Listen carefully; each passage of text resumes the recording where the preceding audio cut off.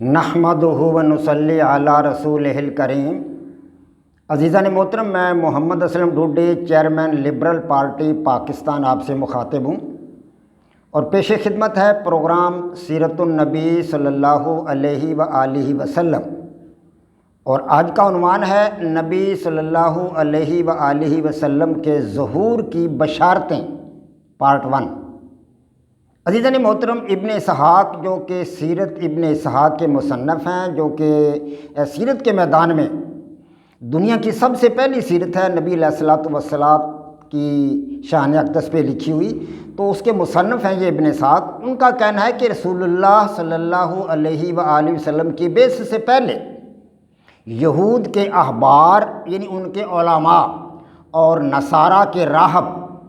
اور عربوں کے کاہن، یہ 3 قسم کے لوگ جو تھے، انہوں نے حضور صلی اللہ علیہ وآلہ وسلم کی آمد سے پہلے،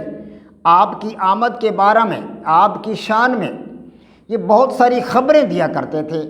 بہت ساری باتیں یہ لوگ بتایا کرتے تھے۔ تو احبار اور راہبوں کے علم کا ذریعہ تو توریت اور انجیل، یہ 2 کتابیں تھیں جو اللہ تبارک و تعالیٰ نے اپنے پیغمبران حضرت موسیٰ علیہ الصلوۃ والسلام اور حضرت عیسیٰ علیہ الصلوۃ والسلام پر نازل فرمائی تھیں، یعنی کہ توریت حضرت موسیٰ علیہ الصلوۃ والسلام پر اور انجیل حضرت عیسیٰ علیہ الصلوۃ والسلام پر نازل فرمائی تھی۔ تو اس طرح نصارہ کے جو راہب تھے یا یہود کے احبار، ان کے علم کا جو مرکز و محور تھا، جو ان کے علم کا منبع تھا یا مخرج تھا، وہ یہی کتابیں تھیں، توریت اور انجیل۔ تو ان کتابوں میں احبار اور راہبوں نے حضور صلی اللہ علیہ وآلہ وسلم کی صفات کو پڑھا اور سمجھا تھا۔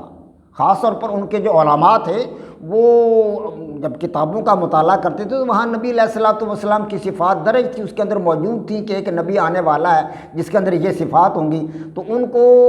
پوری طور پر، مکمل طور پر ان کو اس بارے میں علم تھا۔ تو ان کے انبیاء نے ان سے عہد بھی لیا تھا کہ جب آخری نبی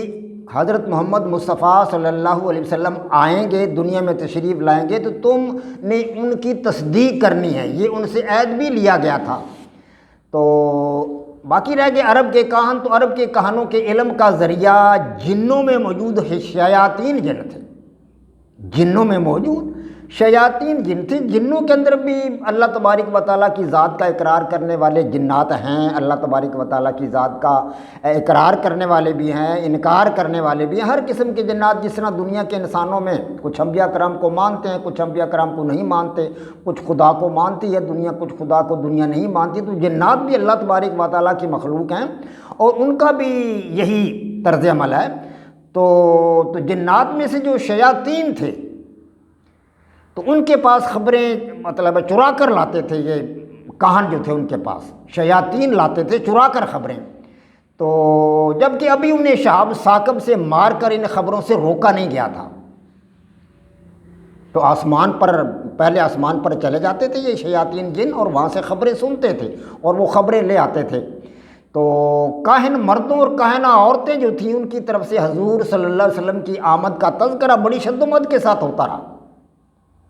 کاہن بتا رہے تھے کہ نبی علیہ الصلوۃ والسلام پیدا ہونے والے ہیں، آخری نبی دنیا میں تشریف لانے والے ہیں، لیکن عربوں کا تو سلسلہ بت پرستی تھا، شجر پرستی، بت پرستی، حجر پرستی، ان کا تو سلسلہ یہ تھا، ان کا کلچر یہ تھا، ان کی تہذیب و تمدنی ان کا یہ تھا، تو وہ ادھر دھیان نہیں دیتے تھے عرب کے لوگ، ان کا اس طرف کوئی ان کی دلچسپی نہیں تھی۔ تو یہاں تک کہ اللہ تبارک و تعالیٰ کی طرف سے حضرت محمد مصطفیٰ صلی اللہ علیہ وسلم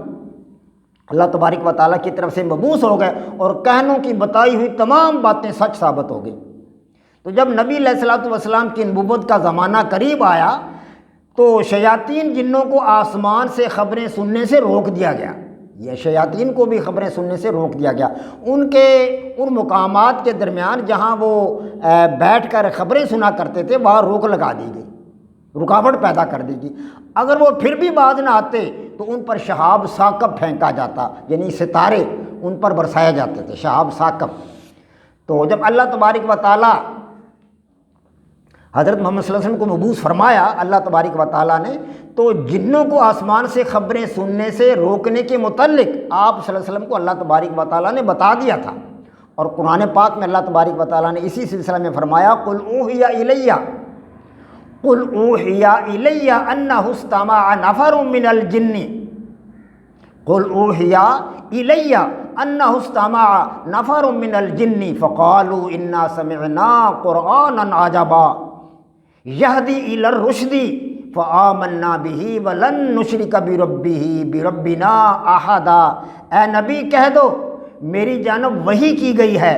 کہ جنوں کے ایک گروہ نے قرآن کو سنا تو کہا کہ ہم نے ایک عجیب طرح کا قرآن سنا ہے جو سیدھی راہ بتاتا ہے، ہم اس پر ایمان لائے اور اپنے پروردگار کے ساتھ کبھی کسی کو شریک نہ کریں گے۔ سورہ جن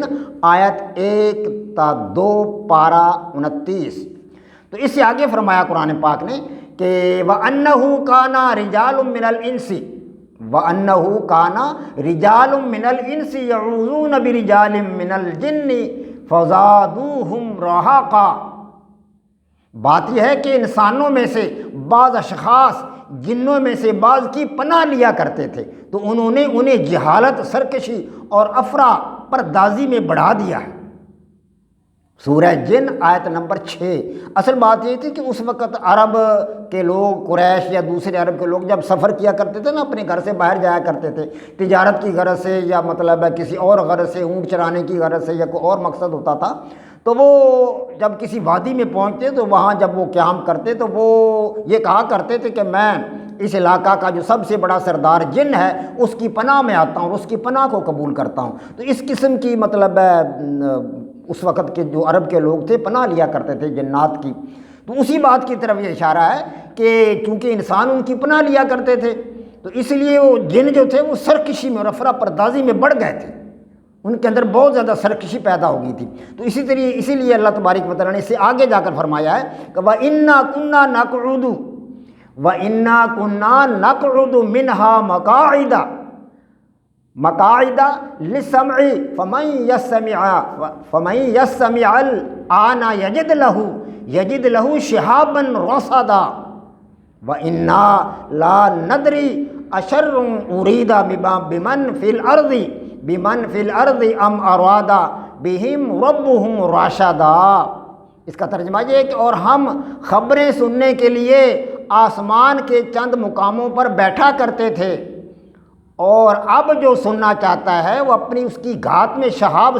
ثاقب، اس کی گھات کو، اپنی گھات میں شہاب ثاقب کو پاتا ہے، یعنی شہاب ثاقب اس پر برستا ہے ستارہ۔ اور ہم نہیں جانتے کہ اس تغیر سے زمین والوں کو یا زمین والوں سے برائی کا ارادہ کیا گیا ہے یا ان کے پروردگار نے ان کے ساتھ ان کی رہنمائی کرنے کا ارادہ فرمایا۔ پھر جب جنوں نے قرآن سنا تو جان لیا کہ اس کے نزول سے پہلے اس وجہ سے روکا گیا تھا کہ کہیں وہی دوسری خبروں سے مشتبہ نہ ہو جائے، یعنی کہ وہی کے الفاظ جنوں کی باتوں کے اندر شامل نہ ہو جائیں، اور جو باتیں اللہ تبارک و تعالیٰ کی طرف سے، اللہ پاک کی جانب سے وحی میں آئیں گی وہ زمین والوں کے پاس مشکوک نہ ہو جائیں، تاکہ حجت قائم رہے اور شبہوں کا خاتمہ ہو جائے، لوگ ایمان لائیں اور تصدیق کریں۔ اس طرح اس وحی الہی کو سننے کے بعد جن اپنی قوم کو ڈرانے کے لیے لوٹ گئے۔ وما علینا الا البلاغ۔ پاک فوج زندہ باد، پاکستان پائندہ باد۔